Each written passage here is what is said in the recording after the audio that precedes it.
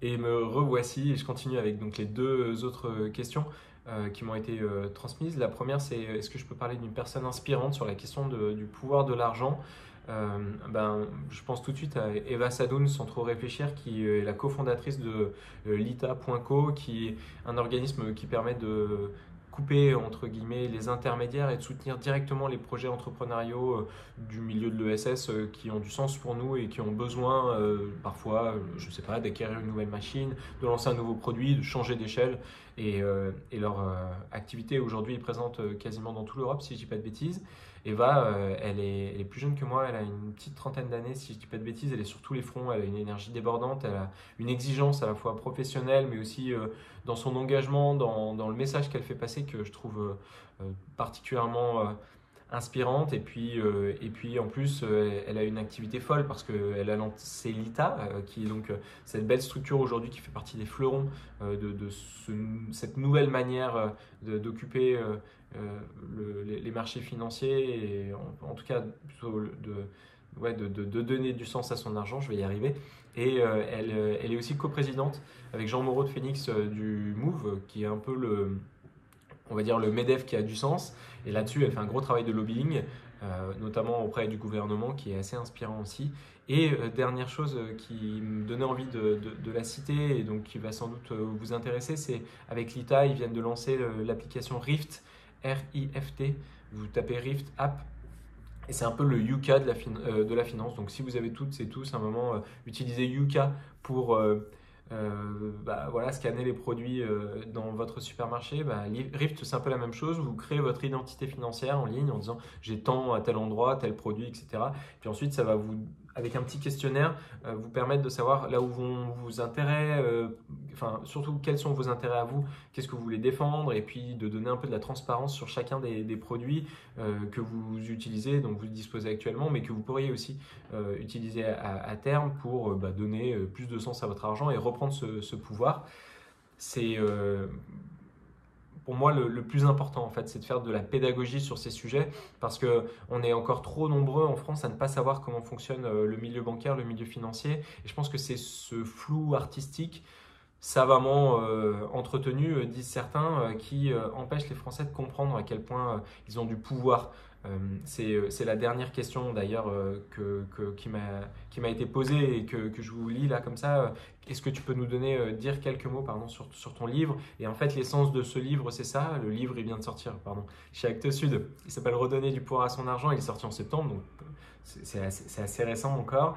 Et si j'ai fait ce livre, c'est parce que, et d'une, on ne se rend pas compte à quel point notre argent a de l'impact. Je vous le disais, à l'époque, Utopie parlait de 1 tonne pour 1000 euros. Aujourd'hui, le calcul a été refait par Oxfam. Et donc, à partir du moment où vous avez 18 000 euros à la Société Générale, vous émettez environ 11 tonnes de CO2, c'est-à-dire l'empreinte écologique d'un Français dans l'année. L'empreinte carbone d'un Français dans l'année, c'est énorme. C'est énorme. C'est aujourd'hui la Société Générale qui a l'intensité carbone à l'euro qui est la plus élevée parmi les 6 grandes banques françaises.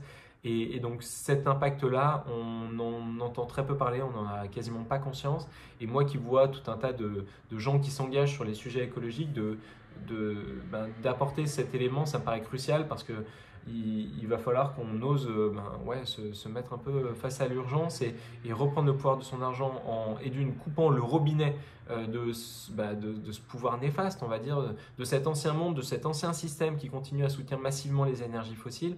C'est primordial, mais aussi, et c'est la deuxième main sur laquelle nous avons du coup, c'est la main sur laquelle nous avons le deuxième robinet, je vais y arriver.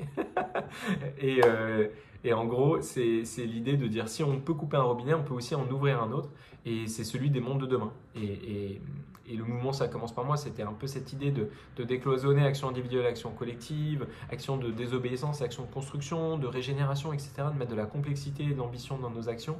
Et l'argent dans ce domaine, c'est vraiment particulièrement frappant parce que finalement, nous Français qui supposément, en tant que petit individu, nous n'avons pas un grand pouvoir, mais on est quand même assis sur 5 000 milliards d'euros d'épargne dans le cours, là, c'est extraordinaire. En fait, Jean Jouzel et Pierre Laroutourou, l'année dernière, demandaient à l'euro 1000 milliards pour le climat en Europe, hein, demander à l'Europe, pardon, 1000 milliards pour le climat. Ça veut dire que nous, Français, on peut financer 5 fois ce plan-là. Et pour vous donner un autre ordre d'idée, le plan de relance, là, actuellement, pour la France, il est de 100 milliards, dont 30 milliards pour l'écologie. Donc nous, Français, je le redis, on a 5000 milliards. C'est extraordinaire. Au-delà de ça, j'ai pas mal parlé de la banque, j'ai pas mal parlé de ces sujets. J'avais aussi envie de poser la question de la place de l'argent dans nos vies et finalement d'essayer de revenir à sa place originelle, c'est-à-dire celle d'être un créateur de liens, un facilitateur d'échanges, plutôt qu'aujourd'hui être un peu la boussole de nos sociétés et aussi quelque chose dont on veut, qui nous fait un peu perdre la tête et qu'on essaie d'accumuler au maximum et qui crée des, des gouffres de plus en plus forts à chaque crise, c'est encore plus le cas. Et là, on le voit, les dividendes du CAC 40 sont terribles. On a au premier confinement des Français qui ont été capables d'épargner à hauteur de plus de 485 milliards d'euros. Pendant ce temps-là, il y avait 1 million de Français, ça fait beaucoup de chiffres et je me mélange un peu les pinceaux, mais c'est ça, 1 million de Français en plus qui passaient sous le seuil de pauvreté.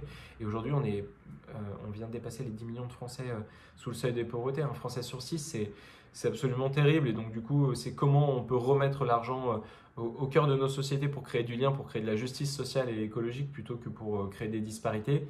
Et donc, ça passe par reprendre le pouvoir de son argent, mais ça passe aussi par questionner sa place. Comme le disait ma grand-mère, hein, ça ne sert à rien d'être le plus riche du cimetière. Et donc, c'est aussi comment on se rend compte.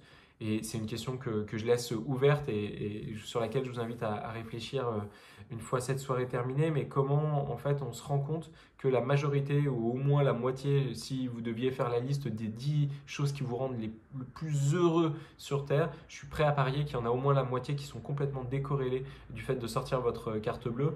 Et encore mieux qu'à terme, si on veut avoir une société plus résiliente et aussi du coup moins impactante pour la planète, il va falloir qu'on trouve de plus en plus de raccourcis, de mécanismes qui vont nous permettre d'échanger des biens et des services sans passer par l'argent. Alors ça peut être l'argent comme la monnaie locale complémentaire, mais ça peut être aussi le troc, les systèmes d'échange locaux, ça peut être aussi la gratuité, ça peut être le prêt, l'emprunt. Je pense vraiment cette idée de creuser l'usage plutôt que la propriété et c'est comme ça qu'on arrivera à redonner du pouvoir à son argent en le remettant à sa place en fait. Voilà. J'espère que vous passez une bonne soirée. Je vous remercie pour cette belle opportunité de m'avoir donné la parole sur ces sujets qui me passionnent. Je pense que c'est fondamental qu'on arrive de plus en plus à organiser ce type d'événement pour faire en sorte que la pédagogie soit faite au maximum sur les sujets financiers et sur les sujets bancaires. Merci encore et à très bientôt. Au revoir.